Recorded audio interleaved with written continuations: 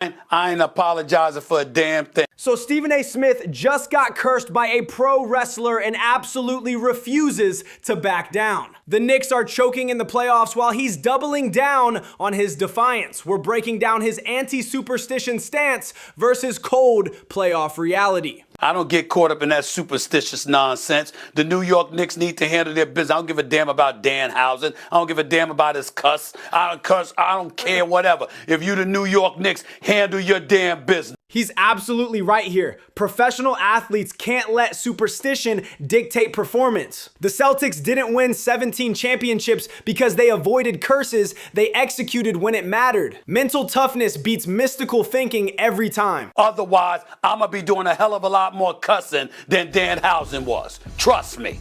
Give a damn about that. This escalation shows his media instincts perfectly. Instead of backing down from a wrestling storyline, he's using it to reinforce his basketball message. Turn the gimmick into motivation. That's veteran sports media strategy.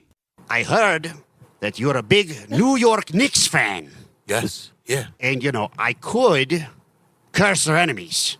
However, you've been very, very, very rude to Danhausen. So, unfortunately, you are cursed. Stephen A. Smith. Me? Yeah, you. What you trying? Danhausen brought real wrestling theater to sports television here. The curse gimmick works because it plays on fan superstitions, but notice how quickly this became about basketball accountability rather than entertainment. If you don't get the hell out of here. That immediate rejection shows exactly why he's been successful for decades. No entertainment distractions from the core message. Handle your business on the court. Everything else is noise. You're absolutely right, but I'm not going to make it that complicated. It's this simple. This transition demonstrates his analytical strength. Instead of dwelling on wrestling antics, he pivots to substantive basketball analysis. That's how you maintain credibility while engaging with entertainment crossovers. Kevin Durant is one of the greatest players to have ever played the game of basketball. I refuse to believe that this brother, this magnificent, marvelous basketball player, is going to go out like that. Because without Luka Doncic, if I'm JJ Redick, I don't even play Austin Reeves. This Durant legacy argument hits perfectly. When you're discussing all-time greats, the stakes become existential. Getting swept by a Luka-less Lakers team would genuinely damage Durant's historical standing. And if they can't handle the Lakers without Luka and Austin Reeves on the basketball court, and they sweep Kevin Durant, this will be an incredible stain on his legacy. I refuse to believe he going out like that. Legacy arguments matter because they create urgency. Players care deeply about how they're remembered. The threat of a stain on Durant's resume becomes powerful motivation. That's smart psychological analysis. I don't believe this series will end by Monday. Bold predictions like this separate great analysts from safe commentators. He's willing to stake his reputation on Durant's competitive pride. That confidence in player psychology often proves prophetic. Already tied up at 1 apiece against the Hawks, the Knicks in some trouble. Here's the brutal irony. While he's preaching handle your business about other teams, his beloved Knicks are tied 1-1 with Atlanta. The Hawks aren't exactly a powerhouse. This should be manageable. Hawks already up by 12 because of that guy CJ McCollum, but other guys can shoot and they can score, and that is Okongwu with the putback jam. McCollum's playoff experience with Portland is paying dividends here. He's been in elimination games, hit clutch shots against elite teams. That veteran composure becomes invaluable against inexperienced playoff teams like New York. He has been killing the Knicks this whole series. He's having a renaissance, CJ McCollum. You forgot about him. Don't forget about him now. McCollum averaged over 20 points in 3 different playoff runs with Portland. This isn't a fluke. It's a proven playoff performer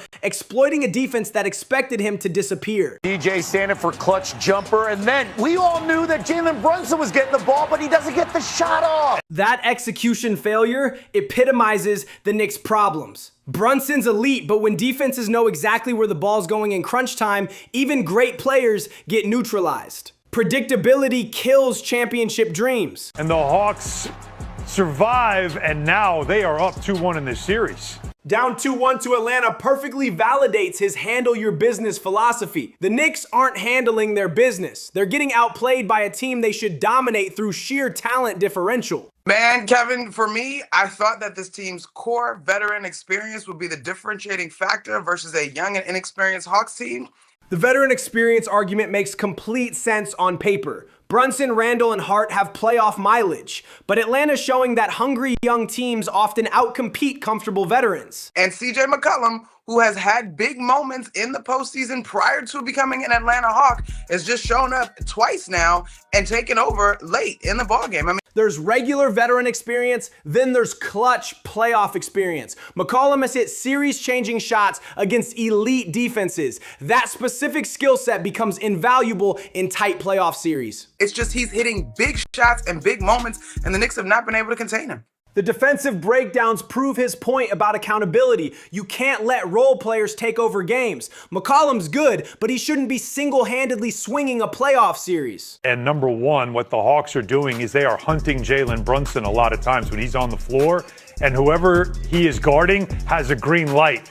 Hunting Brunson defensively is brilliant strategy. Force their best offensive player to work harder on defense, then attack that same spot repeatedly. It compounds fatigue while creating easy scoring opportunities. He's trying to find a defensive lineup, and he's struggling to do that. Coaching becomes crucial here. Thibodeau's defensive reputation means nothing if he can't find lineups that work. The roster construction issues are getting exposed under playoff pressure. But on that McCollum, the go-ahead game-winning basket, you had Deuce McBride on him, and you let him go right. McBride on McCollum in that moment exposes the depth problem. When your defensive options are limited, veteran scorers like McCollum can exploit matchups repeatedly. That's championship level execution. Yes. He is dominating this series right now against Mike Brown. It's fair to say that. Coaching matchups matter enormously in playoffs. Mike Brown's adjustments are clearly working while Thibodeau's struggling to counter.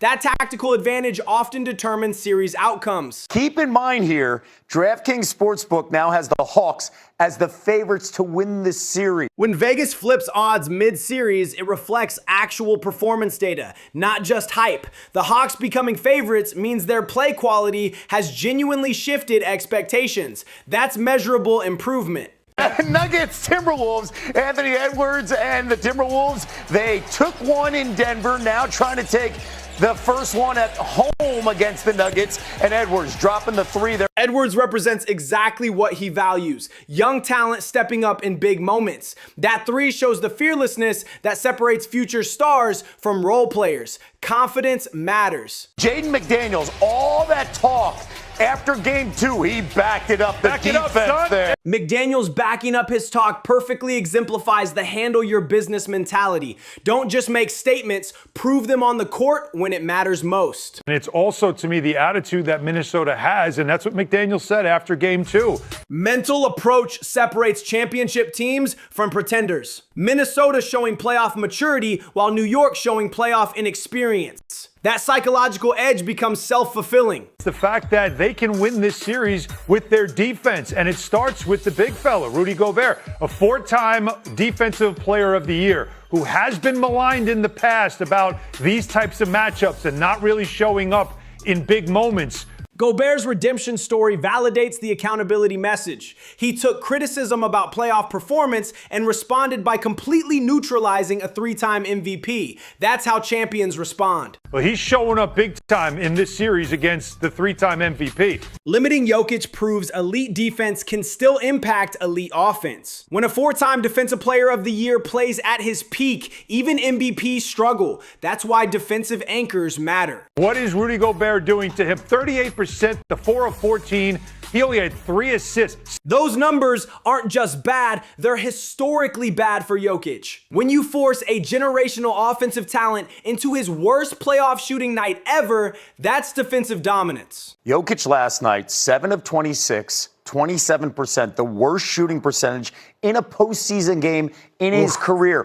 27% shooting means complete defensive control. Jokic averages over 60% in the playoffs typically. This level of disruption suggests systematic defensive excellence, not just one bad night. You know, as I look at who has been champions as of late, they are teams that can defend at the highest level and really turn your water off. Championship teams always feature elite defense. The Warriors, Lakers, Bucks, they all peaked defensively during title runs. Minnesota's showing that same defensive identity that wins championships. Like, it does to me feel as if Minnesota is finding their rhythm, just like we've seen them do in the past this time of year. Minnesota's finding the rhythm while New York's falling apart. That's the difference between teams that handle pressure and teams that fold under it. Championship mentality versus playoff inexperience. Minnesota's finding the rhythm while New York's falling apart. That's the difference between teams that handle pressure and teams that fold under it. Championship mentality versus playoff inexperience.